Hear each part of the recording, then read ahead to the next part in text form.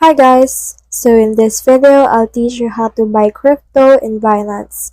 So if you want to learn how it's done, then this video is for you. So in order to do that, we just need to click on this Binance app right here that we have installed on our phone. So in here, on the first thing that you can see is the markets. So these markets in here will feature you the kind of crypto that you can actually buy. You can sort it by hot, by market cap, by price, and by 24-hour change. So in that way, you should be able to see which ones you want to buy at the moment or which ones you don't want to buy for a moment because it's low. So for example, you want to buy some Bitcoin right here.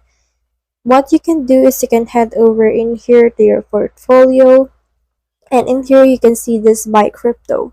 So click on this buy crypto, and in here you can actually search in here for the crypto that you want to actually buy. So for example, since I want to buy Bitcoin and it's already in here, I'll just need to click on it. And in here, I'll just need to enter the amount of pesos, which is in my actual currency. You can also change this. So for example, let's change this right here into USD. So in here, you just need to input how much USD or US dollars you want to buy in order to get BTC.